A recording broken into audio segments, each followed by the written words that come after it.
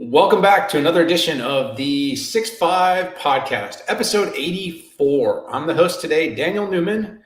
I'm potting from my digs in Chicago, Illinois for the last time ever.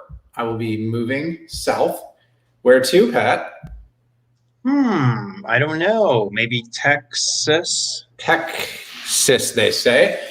But so excited about this episode. A lot of things cooking. I got Mr. Moorhead here. He's remote. I think he's somewhere in the wilderness, in the beautiful mountains of Colorado. But, I won't disclose his location entirely because I don't want anybody that read that piece. No, I'm just kidding. Anyway, we got a great episode for everyone today. Excited to be back. Sorry we missed you last week with Pat being out of town and me in the middle of the move. For the first time in like 83 weeks, we didn't get our weekly out, but we'll be back next week. Don't you worry now.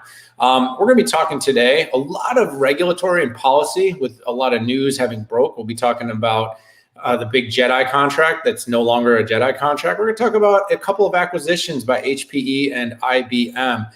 Some news about Google and Android facing some tough legal opposition with 36 states attorneys probing their business right now. New CEO takes the helm at Amazon, and President Biden puts out a massive sweeping executive order that I can't help but want to talk about. All right, Pat. So we are back. This is good. You're out. I'm out.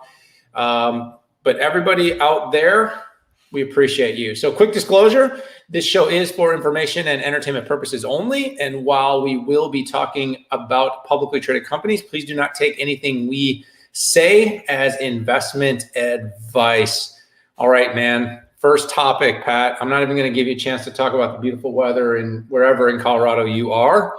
Let's just talk about the fact that Jedi, the $10 billion contract that was awarded last year to Microsoft, with a whole bunch of controversy around it, has been basically blown up. They're starting over, new name, new contract, and totally new scenario. Pat, I'll let you take this one. Yeah, Daniel, this was rife with controversy.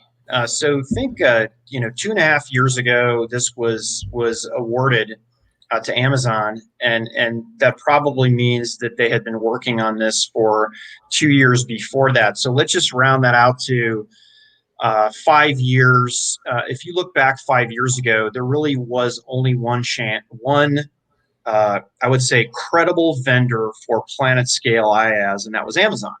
So I don't think anybody was surprised when that happened, except of course for Oracle and Microsoft. And what happened is they both filed lawsuits, and then we can argue whether Trump was involved in this or not, with Trump's dislike of Bezos and the Washington Post. But what happened is it swung over then to Azure, and then over the time by which I would say the first Jedi was submitted, and when it was moved over to Azure did become a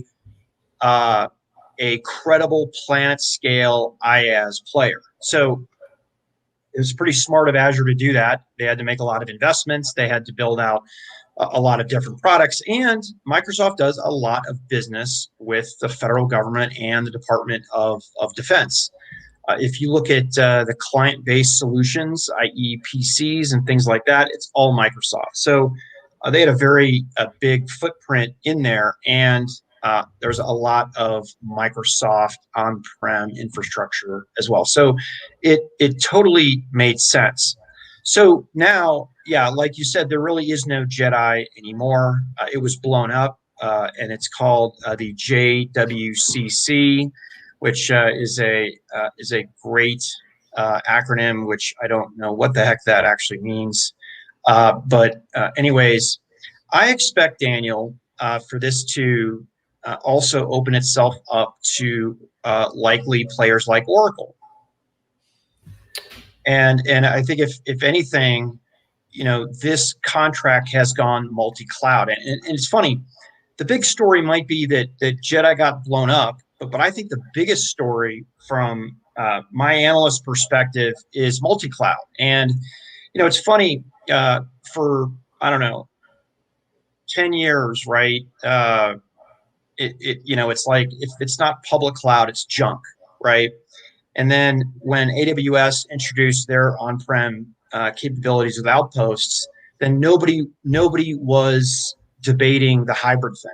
But we were all still debating the multi-cloud thing. And I totally get it. Multi-cloud is hard, right? Essentially, if you want to go to two vendors and have multi-cloud, you have to have two different sets of people, because there's two different sets of processes to get in that, right? If you're going to do it the right way, you have a data fabric that's continuous. You have a security fabric, and you have single sign-on.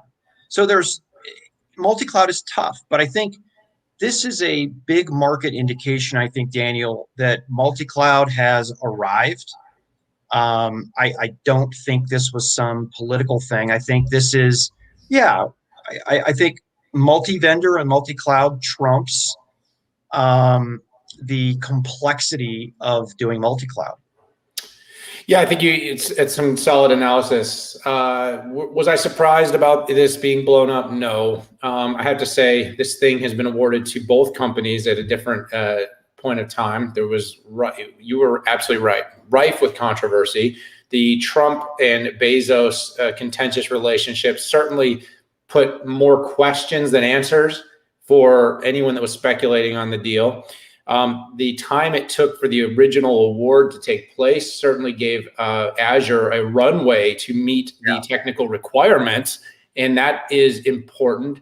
But I think you really hit it on the head, and I think if you're out there listening to this, trying to make heads or tails of it, multi-cloud isn't something that's just going to be an enterprise solution. Multi-cloud, and by multi-cloud, we mean multiple public clouds, private clouds, there's going to be an on-prem component. As companies realize that each public cloud provider has some certain unique services, data sovereignties, redundancies, geographics, there are different reasons to put different workloads in different clouds. And so the bar is going to be set. This new contract, I believe it's JWCC, it will be set. Companies like you mentioned, Oracle, IBM, Google are all going to want to have a chance to participate, and the bar will be more clear in this particular contract so that those companies know how to participate. I will say that the overwhelming perception at this point is that it is a two-horse race today for this contract, but I do believe the workloads will be doled out, will be distributed. They will happen to largely go to Amazon and Microsoft during the first award, but I could see this having a very evolutionary component where the award could be shifted and changed and expanded. And by the way, 10 billion, I think it gets bigger. I think it gets bigger because I think at one time that seemed really significant, but overall, in the end, not as significant as cloud scale for one of the world's largest government entities. So good stuff here. Interesting change, and something I think we got to keep an eye on, Pat. Something a little bit more, momentary in mind. HPE has been on a terror of acquisitions, and this week it announced one for its GreenLake business, a company called Ampool. If you haven't heard of Ampool, that's okay. Most people have not. But what you may have heard about over the last few months is what HPE calls GreenLake. It's as a service stack, which they've basically promised to commit by 2022 to deliver everything in the HPE family as a service. And furthermore, HPE has done what's called Ezmeral, and Ezmeral is its data analytics platform. And that's what the Ampool acquisition is all about. Basically, if you're familiar with structured query language or SQL or SQL, depending on how you want to say it, it's one of, if not the predominant database workload for most organizations. The problem is, as modernization has happened, SQL has become more complex. It's become harder to run. Runtimes become slower. And the infrastructure that's backing the SQL workload needs to continue to evolve. And so this acquisition for HPE of Ampool was really all about making the Ezmeral software stack more capable to accelerate the analytics runtime for interactive SQL, SQL, whatever you call it. I'm not going to do that again. Workloads. Interesting, like I said, what we're really trying to deal with here is, adding more simplicity, helping companies deal with the government's compliance and visibility in hybrid IT to tie this together with running these big data and analytics workloads, which we've heard so much about. But what we don't talk about very often is how hard it actually is to apply this stuff into your organization. So this really falls into a family. And Pat, while, I'm not going to dig, we don't tend to go too deep and too geeky on this show because we want to make sure we keep this open and wide for the entire tech community. But what I really see here is this is HPE one by one making very strategic acquisitions. This company, I think, has like 40 engineers, not a huge company, but has built something very specific that falls right into this stack to address an important part of the big data, software, hardware integration challenge to offer consumption services in the GreenLake family. 40 engineers. So it's not a massive acquisition, but the company's making lots of these little acquisitions, filling in gaps, solidifying its service, and then offering this in a very easy to apply consumption type of offering that companies can deploy at scale through the HPE family. And I think that's why HPE is doing well. They're not jumping over their skis. They're not over investing. They're buying the parts, and they're really executing to their promise, which is everything as a service. And so far, so good. I think the Ampool acquisition is one of many small pieces to a very large puzzle. It's not been fully figured out yet, but Pat, I think you actually mentioned this on our last pod. HPE, as it comes to delivering everything as a service, is in the lead among the OEMs. They are the IT OEMs strategically the most diverse set of services, verticals, stacks for everything from the storage to compute to data. And this is just one more offering and a good add to the family. Ooh, Daniel, that was good analysis, buddy. I was going to go honestly, fast. I have nothing incremental to add. The one thing I want to reinforce is it's amazing how far HP has come from a software perspective. I mean, I gave the company absolutely, it had a nightmare trail of software. I mean, if you look at the past 10 years, it has been ugly. Okay, big acquisitions that went the wrong way, selling off assets, one of the biggest tech lawsuits, right, that's out there. I mean, but they've done a really good job. And Daniel, this is exactly what you said. This is a tuck-in. They're building out the platform using open industry standards, open source software. And I got to tell you, this has Kumar Srikanti's hands all over it. And of course, you say, well, of course, he's head of software at HPE. But talking to him, and we had him on the 6.5 Summit a couple of weeks back, and he had alluded to some of the tuck-ins. I asked him about how they stay competitive in the future. And this to me is exactly what it is through, I'll call it tactical tuck-ins, right? And I don't think that's a bad thing to say, but with this one adding much more capability to SQL workloads. And we'll hit more on this when we talk about an acquisition IBM just made. But Cisco, they've been doing this very strategy with their WebEx platform, just little tuck-ins. I like that word, by the way, Pat. That's a good one. It isn't always about Salesforce buying Slack. It isn't always about making 20 and 30 and $40 billion acquisitions. Sometimes it's making an acquisition of a 50-person company that just does something that's going to really expand or diversify or just make your products better. And I think that's what HP has been really focused on. So let's go to number 3, Pat. And this is a hot button item. I opined at scale, and so I'll give you the first blow here. But I've got a lot to say. Android getting the big probe from 36 states, going after Android for its abuses as a platform.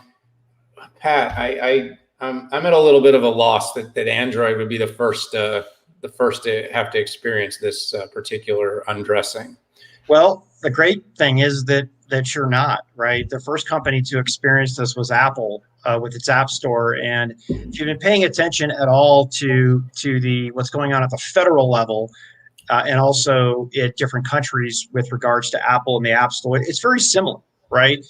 It's about how much power Google has with Android related to its developers, right? And how much it charges. And I think what really raised the ire was this requirement for Android developers to provide a Google checkout, okay, as a mandatory. Now, unlike Apple, you could have the other option of having your own checkout, but there was a mandatory piece in there that said you had to at least give people the ability to check out with Google Pay, wherever Google Pay was offered. And I think that's what's going on. And as a backdrop, I will say that Android versus iOS is really different, right? Android and Google do allow you to sideload applications, which Apple does not. Apple charges most people 30%. Apple does provide the smaller vendors 15%. And Google is similar in that it offers 15 to 30% as well.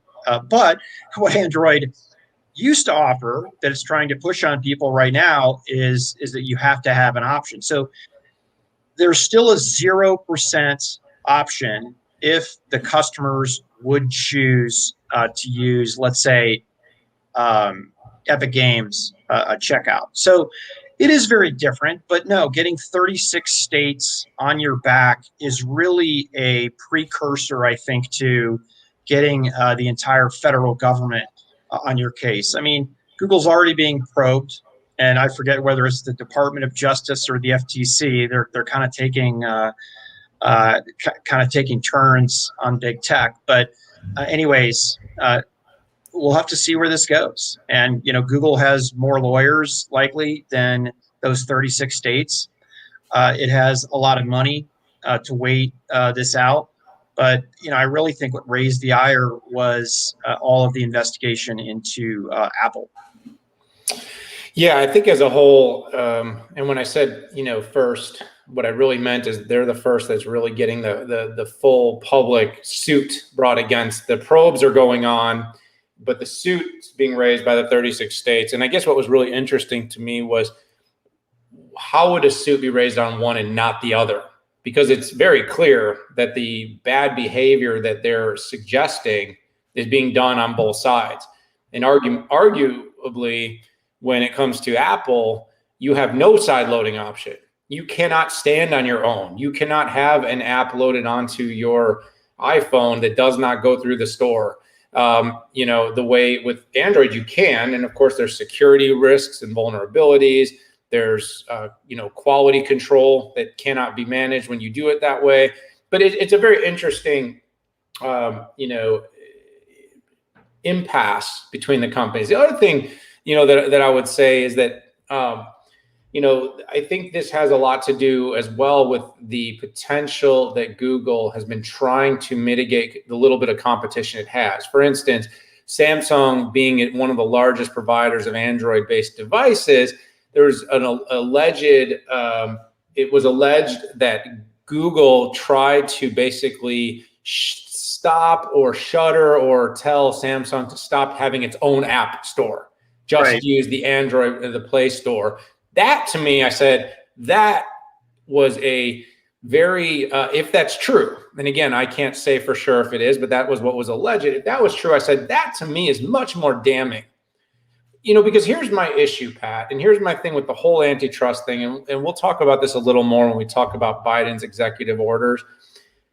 What is innovation worth to the market, and should a company be able to profit for being successful, for being innovative and developing solutions that people use? I mean, the challenge is, yes, it's a two-horse race. You're either on Android or Apple. That's where we're at right now. Could another company enter the fray? Maybe Microsoft. That would be the only one that I would say has a chance to potentially play here. But should it be free? What percentage is fair? You've built an ecosystem. So if you're a developer, right, and this is a lot like the issue with Amazon. Like if you're a reseller Amazon gives you a platform. You can start a business and start selling tomorrow. Be searchable, be findable, do your commerce, make money. They take a piece of it. If you wanted to launch your own website, start your own store, sell your own products, do your own warehousing, do your own distribution, all the things, the value adds that Amazon does. Well, this is kind of the same thing with software through these Play stores and through the Apple stores. These companies can become instantly relevant, searchable, findable, and successful and used, because if you couldn't use them on these devices, these products would never survive. So the balance here is that these companies aren't entirely villains.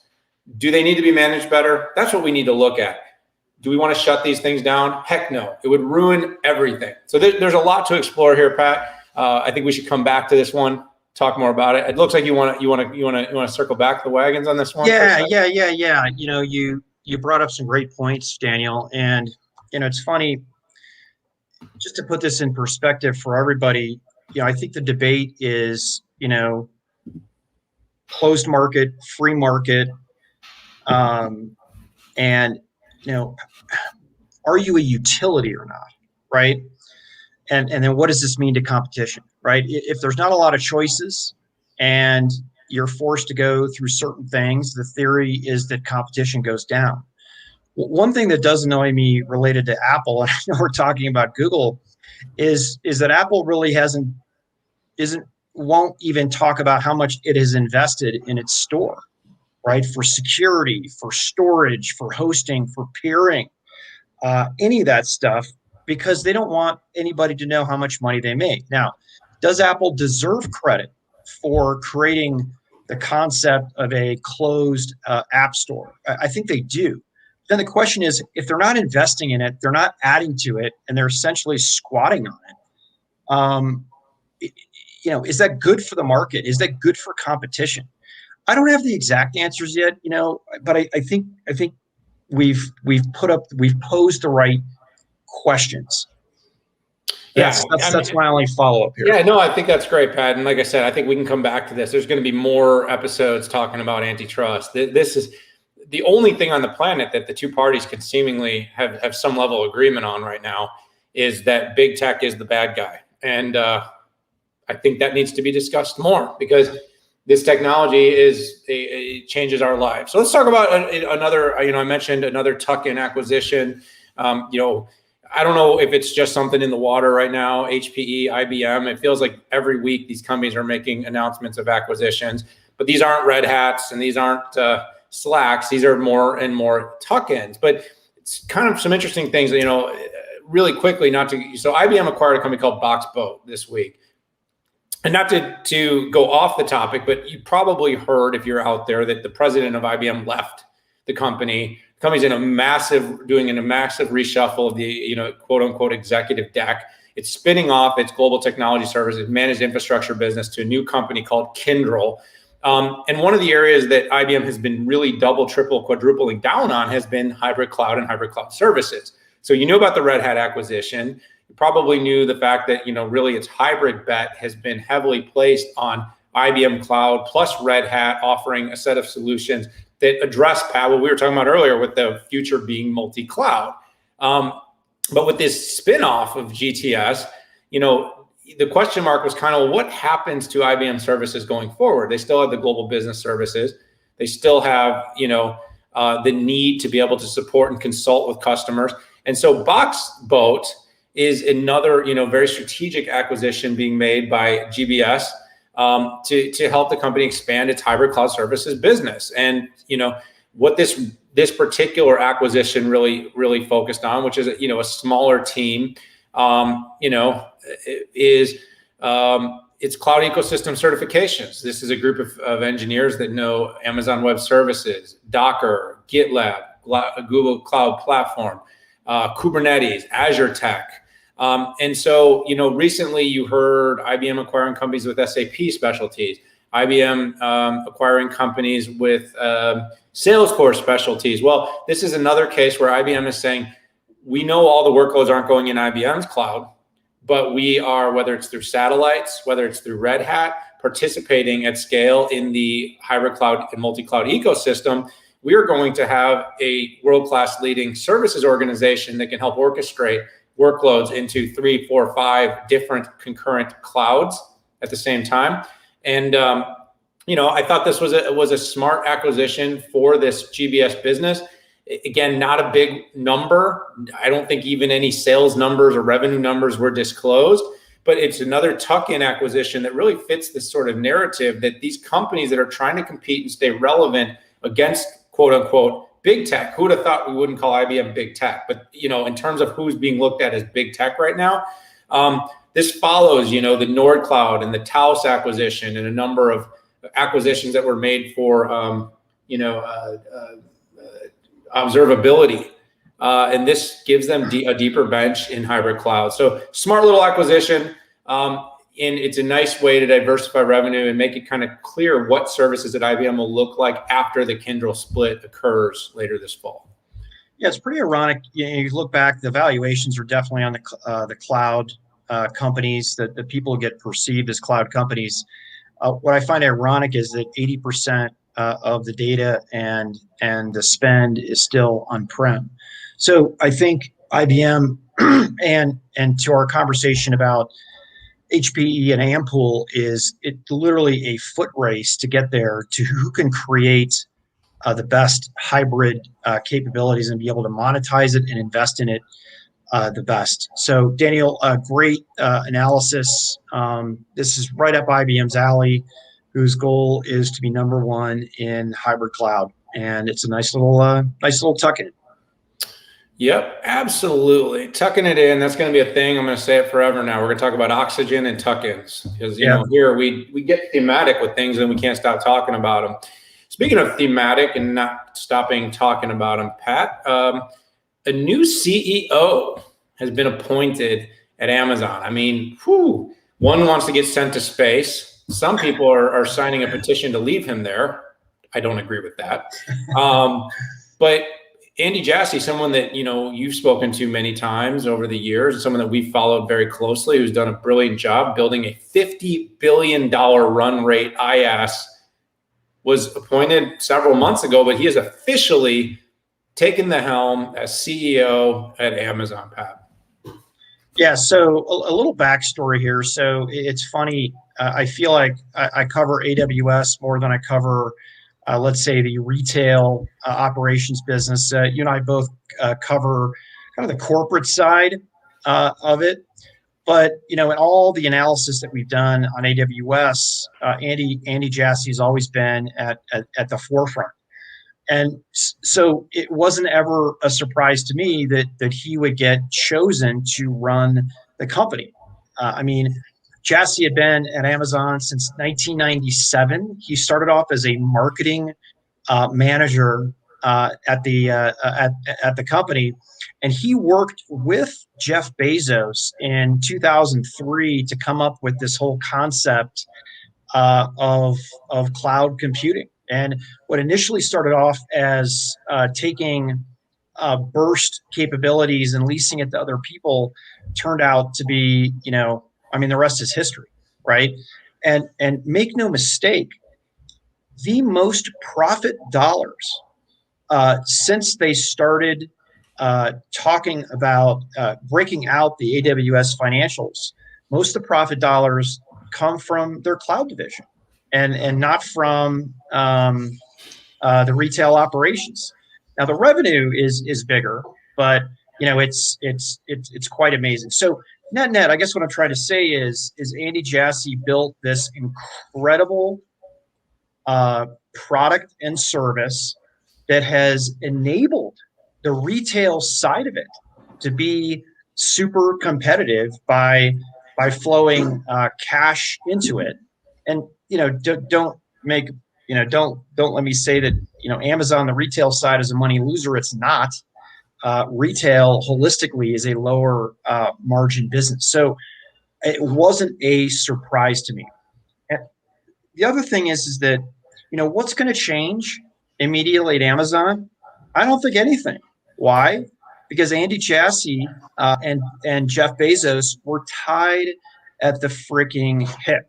Okay, so my expectation, a lot of the times when a new CEO comes in, got some big changes, maybe we'll see the ESG amped up a little bit, but I mean, that's kind of a continuation of what we've seen through the last 3 to 5 years, right? The company's under attack. I mean, my gosh, the company does amazing things for people and society, and they still get attacked. They're not perfect, right? P-Gate, we don't have people peeing in bottles. No, there actually were drivers peeing in bottles. Not that I'm a P-Gate specialist, but listen, I worked in a factory for many summers. I know how people operate, right? I mean, I worked in a factory for 3 summers. So at least they admit when they're wrong, and they're investing billions into the environment. But listen, I'm straying here. I want to give you a chance to weigh in on that. There's so much oxygen in this room, Daniel. There's no possible way to take it all. Oh, absolutely. Look, I had the chance to talk to a lot of media. A lot of them asked that exact question, Pat. What does it mean? And your answer is pretty good. I think for the company, it doesn't mean much. I think, first of all, Jeff Bezos is still the chairman. Yes, he is working on Blue Origin. He is working on big visionary things that people that become the wealthiest person on the planet might think about working on. He's also working on philanthropy, leading ESG efforts, diversification of the business. Andy, I guess the big thing is what's different. Well, he's going to be focusing on different things. So for a long time, he focused on growing AWS, as you suggested, the operating income leader for the company. And by the way, the part of the company that allowed for a lot of the innovation that happened in Amazon's commerce to happen. Yeah. Those profit dollars were shifted. So when you start talking, by the way, about like regulatory and splitting things up, it's not that simple. Because Amazon's retail business is there's a interdependence on things like AWS cloud for generating the income that allows some of that innovation and investment to take place. By the way, you may have cited a regulator's dream, which is why it should be split up.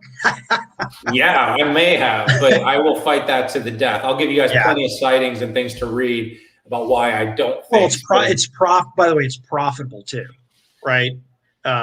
So that in itself is, and with margins that are reasonable for that market. So sorry to interrupt. No, you make a good point, but the interdependence allows for innovation. It allows for investment in small businesses. It allows for plants and jobs to be created in regional markets that most big tech companies don't even think of entering at any sort of scale. It allowed for over 18 billion investment in small business, hundreds of millions in the climate pledge to be launched on global scale, and many companies from every industry being brought in to participate in carbon neutrality and accelerating the Paris Accord by more than a decade, with many even planning to accelerate it even faster. And that stuff Jassy's going to be doing more than he was doing before. He's going to be, and he's absolutely going to be tied up in all this regulatory stuff. Amazon will be in the center of every single one of these suits, probes.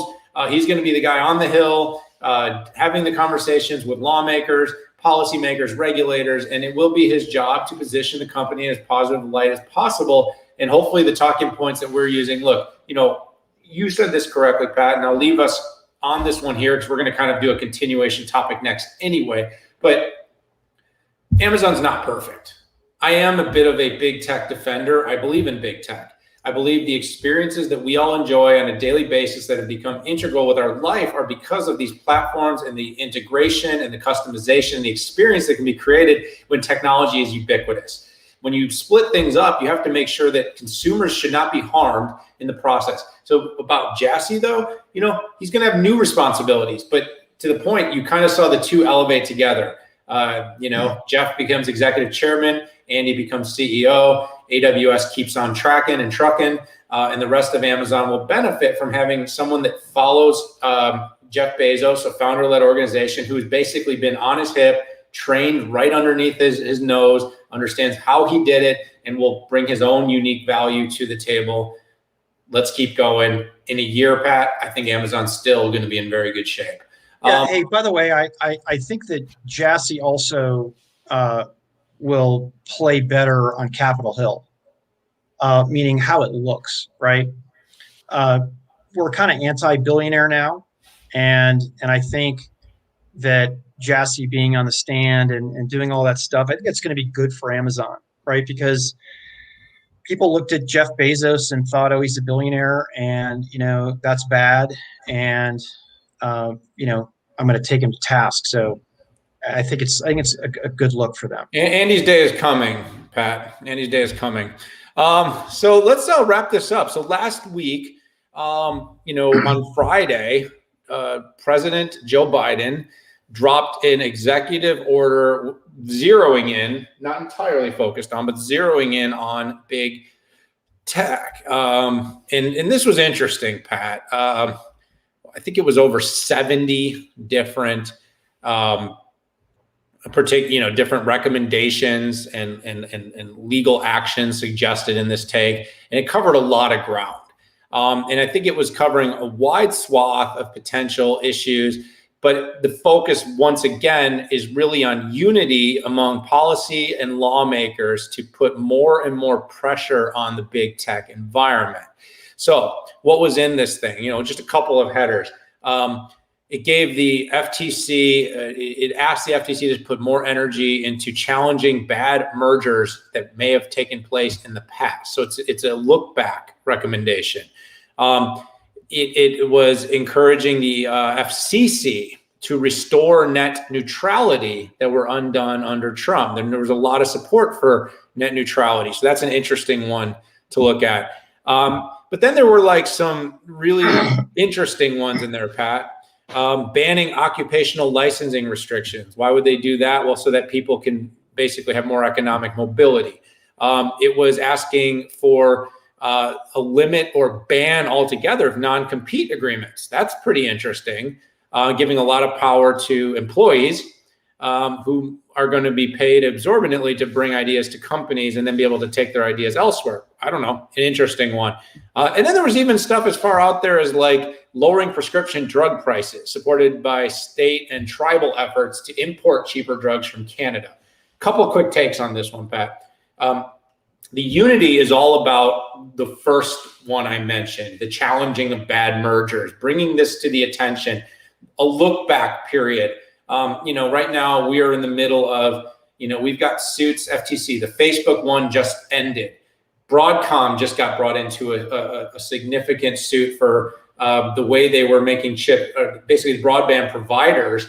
They were threatening, supposedly, if they did not buy exclusively from them. So that's going on. You've got the 36 suits that we mentioned on this one. You've got probes into Amazon. Amazon's MGM deal is now getting probed, by the way. You've got the NVIDIA ARM deal that's going to go through big tech, Pat, is under a spotlight like never before. And the unity among lawmakers is what probably scares me the most, is that you have right and left actually agreeing on something. For different reasons. For totally different reasons. And you have 5 laws that have passed the House that are going to die in the Senate in their current form, but will likely be revived and rewritten and passed in some other form in the near future, that are going to give more power to regulators and lawmakers to break up big tech. The challenge, Pat, I'm going to speculate, and I'm going to then throw this back to you, because I could talk about this for a long time, but I don't want to take all of the topic, take the entire topic over here. We are at an impasse now where we are asking lawmakers and policymakers to potentially play God. And I want to be very clear what I mean by that, because that could be pretty metaphoric in its stance. But when Google, for instance, bought Android, there were certain promises made about how they would run Android. There was a certain window of time to understand how it added or created competition.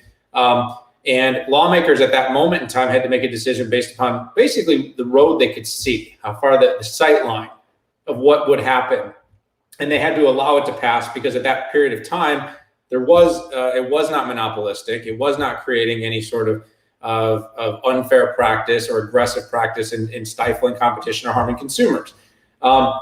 15, 18 years later, as a platform grows, the environment changes. You could actually have the same argument for Facebook being allowed to acquire Instagram or WhatsApp down the line. You could make the same argument about right now. You could say about the NVIDIA ARM deal. You could make some speculations of what it is today and what it could be in 20 years. But the point is that the law is changing into a format that allow policy and lawmakers to basically decide on a conflict based upon what might happen is the reversal of what the law is all about. The law is about enforcing current laws that are and showing to a burden of proof that companies are committing antitrust violations that are harming consumers and stifling competition, not the prospectus of that happening at some point in the future. And if anything, all of this effort, all this energy, whether it's Biden's EOs, the new laws that are going in the House, and the regulation that's going against the probes, is, are we going to go after companies who are committing antitrust violations, or are we trying to give so much power to lawmakers that they can actually make decisions based on what they feel might happen? And that scares the crap out of me. Daniel, we could do an entire show on this. I mean, first of all, what was interesting is it's an exec order, but the exec order was really about recommending that the FTC and the DOJ and the FCC do some things. So, was this really an exec order? I don't know. And it has no teeth. The fairness too of it, the idea that something was approved and they're going to go back and look at this. I don't know. Maybe this is just my Midwestern in me. I think that's horrible. And Daniel, to your point on the potential to be a monopolist or use monopolist power as opposed to actually bringing harm to consumers or competitors. We saw that rear its ugly head with Qualcomm, which was there was no evidence that was even presented that there was actually damage done in Qualcomm suit. So I think that's kind of scary. Net, I do think that we need to provide an open playing field or a more open playing field for smaller companies to come in. I think history shows that when big companies get bigger, they do get less competitive. We haven't seen it yet.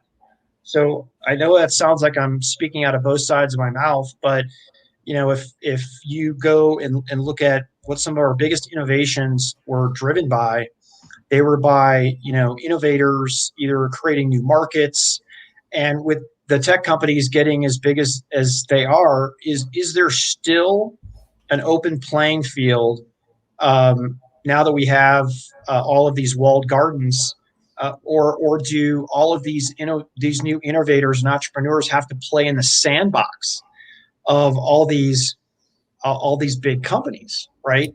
That scares the crap out of me that we have. Not only do we have consumer walled gardens, we're increasingly seeing enterprise walled gardens with Microsoft, what Salesforce is building, and even what Google has. So, yeah, I am talking a little bit out of both sides of my mouth. I do like the scrutiny of it. One thing, though, I'm not going to stand for that I don't like at all and I don't support is the politicization of it, right? I mean, let's do it for the old-fashioned rules of anti-competitive as opposed to what politics might be. And I say that on both sides of the aisle. By the way, I can't imagine right now what big tech might be thinking, because they supported Biden so much, for Biden to come in and make their life very, very difficult. I find that incredibly ironic, and this is not editorial. I mean, if you look at who gave to which campaign, the resounding majority of big tech gave to Biden's campaign. So yeah. Something is going to change, Daniel. I don't know exactly what is going to stick and what is not, but it sure is great fodder for conversation. Yeah, you made some great points, and I, like you said, I could go back and we could go back, and then you could go back, and then I could go back. I guess balance is the one thing I want everyone to leave here in mind. Big tech has a lot of flaws, just like we talked about Amazon. There are gaps to fill. The company can do more, do better, but we'll never do enough. Same with big tech. Yeah. But we want to act like everything in this world is binary. And one of the biggest opportunities as a society we have is to start seeing the gray area again. There are things that can be done. There are regulatory and and efforts that can be put into place that can make things more fair. We could do more to give people access to their data, to give people a chance to opt in and out of things more freely. But at the same time, what big tech has offered our society, what it's given us, whether it's the ability to hail an Uber safely and make secure payments on any platform, or connect to our friends and family and stay in touch with people around the world seamlessly for pennies. We want to either villainize it or support it, and it's not that simple. And it's like everything in the world right now. We need to start to open our minds to a gray area. That's what I hope all this does in the end, as we start to return to normalcy post-COVID, clear the fog of the COVID brain and start seeing the fact that there is a gray area. Big tech's not perfect, but it isn't the scapegoat for everything that is wrong in the world. And until we find balance, we may never be able to function normally as a society. And on that, Pat, I'm going to wrap this show, buddy. That was deep. That was deep. And sometimes our shows, we're talking about 5 or 6 events, news items, new products, new services. This show was fun, Pat. We talked about a lot of big thematic things. This regulatory story is not going to end anytime soon. And if there's anybody on the planet I'd like to have this discussion with, it's you, my friend. Thank you. I appreciate that. And Daniel, I can't tell you how happy I am that the next time we do this, we'll likely both be broadcasting from Texas. So anyways, I just want to thank the audience for an incredible show. And I appreciate you dealing with my my new background in my bunker here in Colorado. I'll be back in the office with better connectivity and likely better audio and imagery next time. So with that, what's that? I'll say you sounded good, you look good, and then everyone out there, check out the show notes, the links. Pat and I covered a lot of this stuff. Hit that subscribe button, join us, be part of the 6-5 family. We appreciate all of you for tuning in every single week and sticking with us, but we got to go. We got to say goodbye. We will see you later.